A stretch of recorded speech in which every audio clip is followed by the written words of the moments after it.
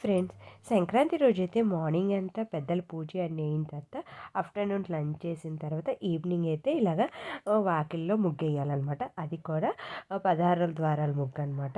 దానికోసం అయితే నేను మా తోటికోడలు తడబడ పడిపి ఏదో కష్టాన నష్టాన ఈ ముగ్గు అయితే వేస్తామన్నమాట. మాకైతే రాదనమాట ఈ ముగ్గు వేయడం. ఏదో మా ఆడబొట్టికి అడిగేసి మరీ వేసామన్నమాట. ఆడబొట్టికి వచ్చు, ఆవిడైతే రాలేదన్నమాట. ఆవిడ పంపించమంటే ఎలాగ చేయాలి అంటే ఆవిడైతే చేసి ఒక ఫోటో పంపిస్తే అది మేము చూసుకొని అలాగే వేసాం అనమాట. ఈసారి తప్పు ఒప్పులు ఉంటే పెద్దవాళ్ళు మాకు క్షమించాలి, ఎందుకంటే మాకైతే రాదనమాట. నెక్స్ట్ ఇయర్ మళ్ళీ నేర్చుకొని మరి వేస్తాం అనమాట.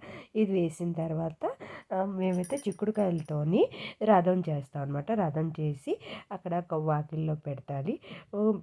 గొబ్బమ్మ అంటే పేడ ముద్ద పెట్టేసి అందులో పువ్వు పెట్టాలి. తర్వాత నైవేద్యంగా అరటిపండు పెట్టి ధూపం చేసి పూజ అయితే చేయాలన్నమాట. వాకిలి పూజ అంటారు. ఇదైతే ఈవినింగ్ 16 ద్వారాలు ఉంటుంది.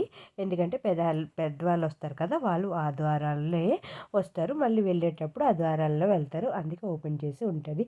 ఆ తర్వాత మేమందరం రెడీ అయ్యుకుని ఉన్నాం కదా అని మా కొరాపుట్లో ఫేమస్ మందిరం అనమాట, జగన్నాథ్ టెంపుల్. దానికోసం అయితే అందరం కలిసి బయలుదేరాం అనమాట. ఎప్పుడు వచ్చినా నేనైతే జగన్నాథ్ టెంపుల్కి అయితే వెళ్తానఅనమాట.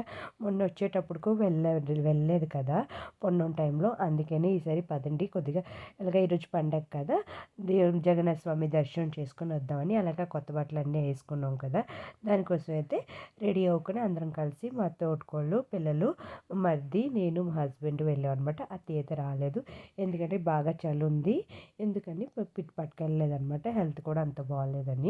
అయితే మేమందరం కలిసి వెళ్ళి బాగా తిరిగేసి చేసి మంచిగా దర్శనం అయితే బాగా అయిందనమాట. మా ఇయర్ పండగ అయితే ఇలాగ జరిగిందనమాట.